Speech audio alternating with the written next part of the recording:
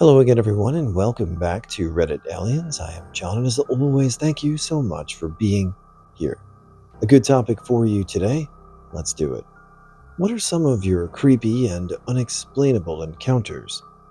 Please remember to like, share, hype, listen and ask for shoutouts, comment, and subscribe. Back when I was around 7 years old, I had a walk-in closet that faced directly in front of my bed. One night as I was going to sleep, I saw a light coming from the closet, so I assume I just left the light on since I used to always change for bed in the closet. I had weird habits as a kid. As I was getting up from the bed, the door slowly cracked open. I decided to nope the fuck out to underneath my safety sheets, and then I waited, and waited, and waited. Finally, I gathered up enough courage to peek out from the safety sheets, and to this day, I still can't find a word or idea that comes close to what I felt. I'll try to explain it though. Basically, imagine being so scared that you can't move, but you don't know why, just sheer terror down your back. But at the same time, you're overwhelmed with the greatest sense of love, peace, and hope, to the point you want to uncontrollably cry from pure happiness and ecstasy. That's what I felt when I saw her. It was a woman that was dressed in a wedding gown with a braided band around her head. She was overflowing with a silver aura. Her eyes had this burning intensity but were warm and gentle. She then spoke and said, "My name is Come With Me." The voice was like the most beautifully terrifying thing in the world. It was like someone incarnated the act of a rattlesnake lunging for the kill into a voice. I just stared at her and slowly the silver aura and her faded away. I ended up crying all night and into the morning. I was actually really dehydrated after that, but the thing that scares me more than ever is that ever since that, every now and then I'll hear the voice calling my name out of nowhere. The encounter also saddens me because the experience was so intense that everything else in life seems dull compared to it. I've tried looking into whatever it was, but I've never found anything similar to my experience. If anybody knows of anything similar, please let me know. When I was about 16, I worked at a haunted house. I'd been working there for about 2 years, which was abnormal, as they don't usually allow people under the age of 16 to work there. However, the owner happened to be my bishop at the time, knew my family was struggling, and offered me a job.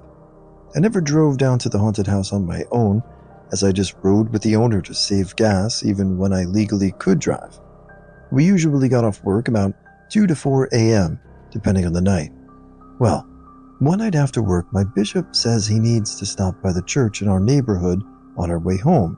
So I, my bishop, and his son, he was about 18, stopped by the church, and on our way in, we all walk into the gym. We were trying to cut through to get to his office on the other side of the church, and upon walking in and turning on the lights, we noticed this one corner of the room wasn't being lit up, as if the light couldn't filter through it. It wasn't like completely pitch black staring into nether type dark, but noticeably darker, as if it was harder for the light to shine in that one particular spot. Well, as soon as we walk in and all see it, the darkness, or whatever you would call it, starts slowly moving toward us. I and the bishop's son both stood there not sure what was happening until his father said in a very calm but concerned voice, "Get out, wait for me in the car." We both ran out of that church so fast, then ended up waiting about half an hour for my bishop to come outside, and when we asked him what happened, he refused to tell us, and to this day, he hasn't told either me or his son what happened in there. But I will, to this day, still refuse to step foot in another church. Before I joined the army, I lived in a town called Statesville, North Carolina. There's an old abandoned hospital there that people call Old Davis, as there's now a newer Davis hospital. During the colder months, the homeless are known to sleep there, and it's not uncommon for people to go ghost hunting. It's just a generally creepy building, assuming it's still standing. I haven't been back in years, One night in 2009, 3 or 4 friends and I decided it would be a good idea ourselves. Now, it's illegal to go wandering the premises, so we snuck in through the back and wandered around a bit until we found a staircase that led us to the top floor. Once we were there, we started wandering through the halls, poking our heads in abandoned rooms and the like. Farther down the hall, it had been boarded up, and people before us had broken a hole in the bottom big enough to crouch again. So, I went in first. Once my head was through, I stopped. Something beside me had laughed like a very quiet giggle. I turned back and asked if anyone had heard that, and no one else had. So I brushed it off. Then I turned back toward the hole and finished crossing through the threshold. As soon as my entire body was through, out of nowhere came this piercing scream. I've never seen a group of teenagers run so fast. None of us ever went back in there after that. Alright, well hey guys, I hope everyone is doing well. Got a shout out today, going out to Peanut Butter and Jelly 8026, especially to her daughters Brooklyn and JC. Thank you for the constant support and continuing to listen. I see that we are liking the new format and we appreciate the feedback. This community is not shy about how they feel about how the channel is produced, and we try to do all those things to make your experience even better. So again, thanks for keep commenting, and I hope you guys have a wonderful rest of your night or day or wherever you are. See you tomorrow. When I was about 10 years old, I was sleeping over at my cousin's house. After a long night of video games and movies in his room, it was really late, and we decided to head to his kitchen to get something to drink. It was very dark in the house, and his parents had long fallen asleep, and his parents and bedroom were at the end of a long hallway that you could see straight across the house into his kitchen. As we leave his room and take a few steps toward the kitchen, the house only being illuminated by moonlight, we stopped dead in our tracks as we noticed 2 people standing and staring at us from his kitchen. It was us only. It wasn't us. We were totally transparent. There was stood for a good 10 seconds staring at ghost versions of ourselves, their eyes piercing deep into my soul, the feeling of which I cannot even describe. Suddenly, this intense stare-off was broken when these 2 doppelgangers stared slowly and started walking toward us. I make a break back into his bedroom, and my cousin darts into his parents' room. I hid as best I could under his bed for what seemed like an eternity, trying to control my heavy breathing down to a silence when I saw 2 sets of feet walk into his room, stop at the bed a few seconds, and then walk back out. I was so scared that I fell asleep. After a few hours still under his bed, after waking up in the morning, still under the bed, I look around for my cousin, whom I found sleeping in his parents' bed. We talked about it in the morning, and both our stories matched up with what I saw. His parents never believed us. But years later, I brought it up to him and at a family gathering, and he still remembers it exactly the same. I never really tell anyone of it except in person because it still terrifies me to this day. This happened about 11 years ago. I was still living at home in high school. My parents purchased a condo for a family friend, and we moved in. The lady, a family friend's mother, we bought the condo, had passed away of natural causes inside the condo. She was an older lady, friendly from what I hear. She also dabbled in sorts of witchcraft black magic. I don't believe she was casting evil spells on anyone, more of a hobby, I suppose. So anyway, we move in. Most of her belongings were left behind, so my parents kept the stuff they needed, mostly furniture and tables.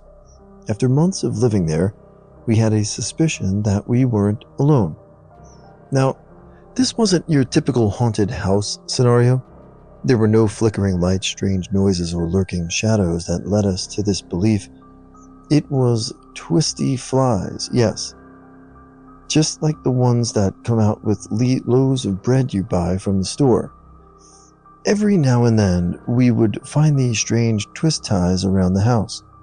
These random-ass twisty ties would seemingly appear out of thin air, almost strategically, placed so that they would not be noticed. Like I'd be hanging out on the couch watching TV, go to the kitchen and fetch a tasty beverage, and come back to find stray twisties with tie down, just chilling on the coffee table. We'd find them wrapped around cords, on countertops, in desk drawers, and even one time wrapped around my toothbrush. Each one is unique in shape, color, and placement. It certainly wasn't a shit-your-pants moment, but over time living there, you'd start to look at it and anticipate it. There were 3 of us that lived there, and of course we all blamed each other, and on the course, none of us ever fessed up to it. Over 3 years, however, there were enough isolated instances that each of us had encountered to deny it. It was kind of fun, actually. My mom and I named her Twisty Tie Lady, so I started to collect them in my nightstand drawer just for funsies. I always wondered why twisty ties. I tried extensive research on the web about twisty ties and if they had an ambulance or any significance in witchcraft, and found nothing. After asking my mom, she told me that when the lady was alive, it became a little inside joke between her and her daughter, the family friend, to save all her twisty ties for further use. I guess that was her way of reaching out in the afterlife. I was working at a summer camp as night custodial and security. Hours are 10 p.m. to 6 a.m. Because of this, I get really used to being alone for long hours of time and nighttime weirdness. Everything is heightened at night. Noises spook you even if you know where they are.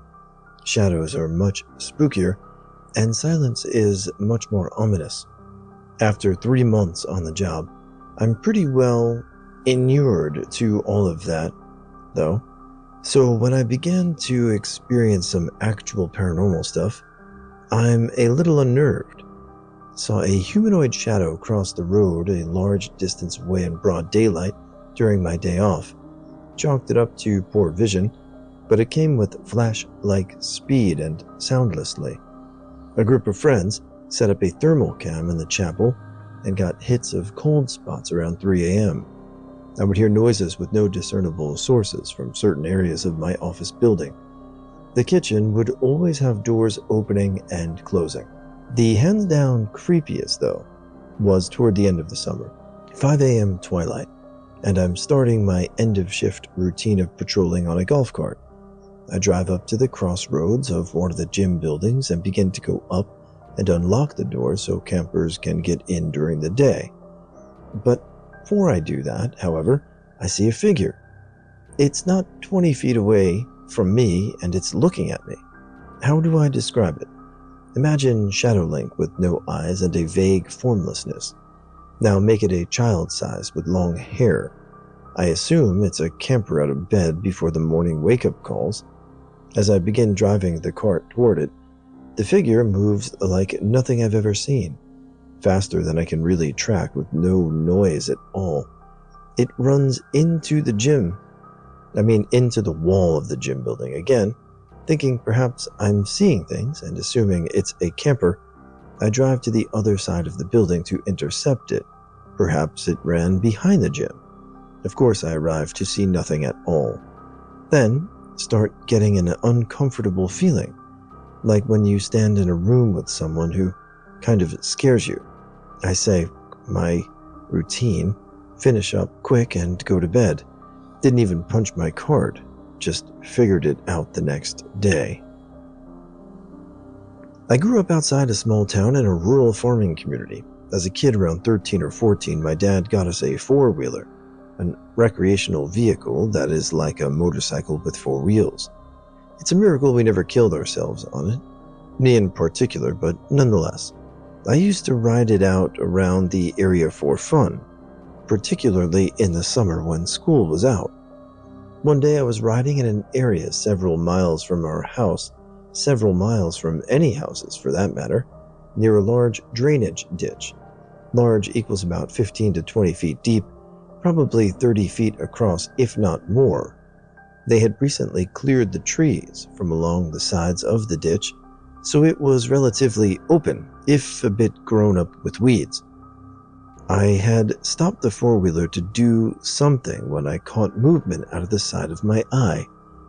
I turned to look toward the ditch and saw the largest snake I've ever seen in my life come up out of it. Let me be clear. I do not mean a big snake. We had large snakes around the area, and I've seen numerous ones that were 8 or so feet long growing up. This snake was enormous. I could not see where it ended, since its body went down into the ditch some 40 or so feet away, but it was about as big around as a tree trunk or a fully grown adult male, and its head was at least 10 feet out from the ditch. I was looking directly at me with what I can only describe as intensity and intelligence. I stared at it for a few seconds, nearly wetting myself, then hit the gas and flew out of there as fast as I possibly could, barely slowing down for turns until I got back home. I never told anyone about it, as it would sound insane, an anaconda or something larger in the middle of the USA, and maybe I was young and imagined it while out by myself, or maybe some older kids played a prank, but it seemed as real as hell, and I vividly remember it. And it would be a really unusual place to sit in a snake costume and wait on someone, as it was down a turn road of a field, so you'd likely sit there all day and have no one pass by. I'm a Marine, and this story is 100% true with my wife as a witness. I'm not here for your attention. I don't care if you read this and think it's fake and stupid, or I'm an attention whore, or whatever. I need it off my chest. I'm not big on the paranormal or supernatural, but I do believe in the concept of a soul. Not long before I got engaged to my wife, another Marine and friend of mine was the victim of a terrorist attack that saw the death of 3 other Marines and a sailor. With the president reluctant to call it what it was, a terrorist attack, and trying to push his political agenda because of it, it only made the dealing a little harder. Here I am in a combat unit, and we were just engaged on our homeland, and I, for the life of me, didn't understand why we were standing idly by. A few months go by. I eventually get engaged to my wife. We fall asleep on the phone every night because she's 6,000 miles away at the time. I remember the feeling. I was in my barracks room lying down. It's in the wee hours of the morning, so I'm fast asleep. My wife wakes up and hears me talking. I've never felt more asleep in my life. It was like I was completely aware of what surrounded me in real time, but was incapable of moving. I saw my friend in the dream. I told him how I wished I'd trained harder with him, or how it would have been me instead, and he said it's okay every time he spoke. I could feel cold chills in my body. I told him I was getting married, and he was happy. It was like nothing happened. He said he had to go. I said, okay, I miss you, buddy. And I heard 3 of the loudest beeps I've ever heard, and it was like they echoed through every concourse of my mind. I bolted awake. I recognized it as the sound I get when the other line hangs up. I call my wife, who immediately picks up and asks who I was talking to. I tell her I saw my friend in a dream and asked why she hung up, to which she replied, I didn't. My house was built in 1904. It is a single-family home, wood frame setting on a concrete block foundation. I've been living here for about 12 years. Of all the weird things that my siblings and I have seen or heard in this house, this one event is my favorite. This happened to my brother about 10 years ago. My brother and his best friend had started a garage band playing mostly Spanish rock. alternative music but in Spanish. His friends could only get together on Sunday afternoons. They would practice into the early evening. They would usually call it quits by 8 p.m. This was the time I usually showed up and went to bed because I worked the graveyard shift. This happened in late fall, so the days were getting shorter. They had just finished a long session when the decision to head to someone else's house came about. My brother handed his car keys to his buddy so they could load up the equipment. Everyone had filed out of the basement. The tricky part was that they needed to walk all the way to the back of the basement, up the back stairs, through the kitchen doorway, down the hall, into the living room, and out onto the front porch. Everyone was outside, sitting in my brother's truck, waiting for him. My brother was walking up the back stairs when he remembered that he had left his pancakes in a to-go container sitting on a speaker in the basement. He made the decision to go back. Now, the basement is not clean. With full sight lines, there have been partitions made, and the boiler and main heating unit are right smack in the middle. So after my brother walks back, he's about to retrieve his food container where out of the corner of his eye he sees it. It's a shadowy figure, right at his peripheral vision. This feeling of dread and uneasiness washed over my brother. We had been taught that if you were in the presence of a spirit or ghost, and you feel a bad vibe, to say a quick prayer or to cuss at it. My brother chose the latter. He basically just told it, "Hey, you, I don't have time for this shit." My brother started to walk to the back of the basement and briskly up the stairs, closing doors and turning off lights as he was walking out. The last light switch is on the opposite side of the front door. Luckily, the door was open and the light from the street lamp was flooding the living room with its amber light. My brother said he felt something at his back, but at no point did he turn around. As he flicked the last switch, the living room went dark, as did the rest of the house. As he stepped out, he pulled on the door, closing it behind him. Still holding his food container in one hand, he jogged down the few porch steps and walked toward the front gate. Our house resides far from the main street, essentially having a large front yard but no rear garage. As he closed the gap between himself and his friend's laden truck, he kind of smiled and thought things over in his head, made mad at himself for spooking out when there was no reason. He climbed into the driver's side of the truck, putting on his seatbelt and getting ready to pull out of the parking spot directly in front of the house, when one of his friends asked, "Hey, wait, what about your brother? Isn't he coming with us?" My brother answered, "What do you mean? He went to work early tonight. He's already gone. Do you see his car anywhere?" About a week ago, my 16-month-old son woke up screaming in the middle of the night, which is uncharacteristic for him. I ran in his room to rescue him. When I picked him up to soothe him, he immediately pointed out the dark hallway and said, "Dog-og," his word for dog. My 10-year-old dog passed away from heart failure in March, and the only other pet we have is a cat, who my son calls Kiki. I told him there was no dog out there, and he pointed and said again. It freaked me out a bit, but I wrote it off as a half-asleep toddler being silly. I put him back to bed and went back to sleep myself. The next morning, my husband tells me he had a crazy dream. He went downstairs for water and saw Stella, my deceased dog, in the dining room. He knew she shouldn't be there, so he got close to her and realized she looked like herself, except she had the eyes of an owl. Her face then contorted into a quasi-guilty look, almost like the one she would give us when she had gotten into the garbage, except a creepier version. He freaked out and started kicking at her, and she disappeared into the wall. He then came back upstairs, hearing Stella's footsteps behind him on the stairs. He climbed back in bed and heard her characteristics, getting comfy noises at the foot of the bed. He then woke up. Now, I had not yet told him about our son pointing to a dog in the middle of the night, and I had even turned off the monitor before going into my son's room. something we both do so that the one who stays in bed can try to get back to sleep. So my husband couldn't have heard anything. We're both pretty big paranormal skeptics, but we both admitted it was creepy. Later that afternoon, my friend and her almost 2-year-old came to visit.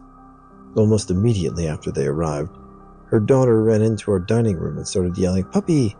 over and over while pointing to an empty corner. I felt a shiver go down my spine. I told my friend the events of the prior evening, and her jaw dropped.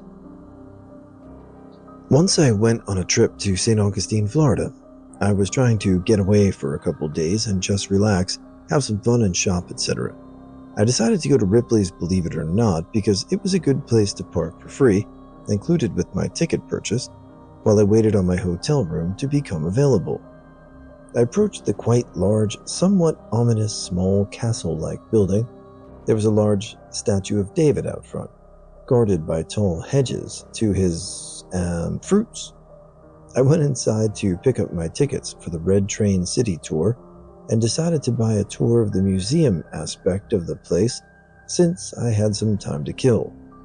I finalized my purchase and proceeded on the tour. On the outside, the building looked like an old mansion. I went up that first flight of stairs and gazed at the many curiosities the museum holds, including an art piece of a Marilyn Monroe portrait made of pennies, a Freddy Krueger portrait made of candy, a giant ivory ship and crown of thorns that allegedly was made from the same tree that was used for Jesus' crown of thorns. As I made my way to the close of the tour, I reached the top floor, where there was a small movie theater with 5 rows of seats. The theater played scenes from Ripley's famous TV shows and talked about the different items in the facility. I sat in the back of the theater, on the outside of the row, closest to the exit, and began watching the film. A woman walked by me and was wearing what looked like a period 1850s or early 1900s Victorian-style dress. I looked at the woman out of the corner of my eye and continued watching the film. The film ended and began to start again, as it looped continuously. And I noticed the woman at some point had left, and I hadn't noticed. I walked out of the theater and finished the tour. And I remember thinking how neat it was that they had people in costume to really sell the Victorian feel of the place. I thought perhaps there were others in costume, but I didn't notice anyone else in costume. I didn't think much of it until I approached the woman at the front desk to ask her, where are the other costumed people? And could I get my picture taken with them? The woman looked at me like I was crazy, and she said, "We don't have anyone in costume." I said, "Are you sure? Because I saw a woman in the theater who was." She just smiled and said, "Oh, that's probably one of the women who were found here after the fire." She went on to explain that 2 women were found dead after a fire in the residence back in the 1800s. Their deaths are a mystery because they were both found in the same position on separate floors of the building. Despite the fire, they had both drowned in the bathtub. Rumors had it they were murdered, but the killer was never found. The spot where the theater was formerly one of the bathrooms where one of the women was found.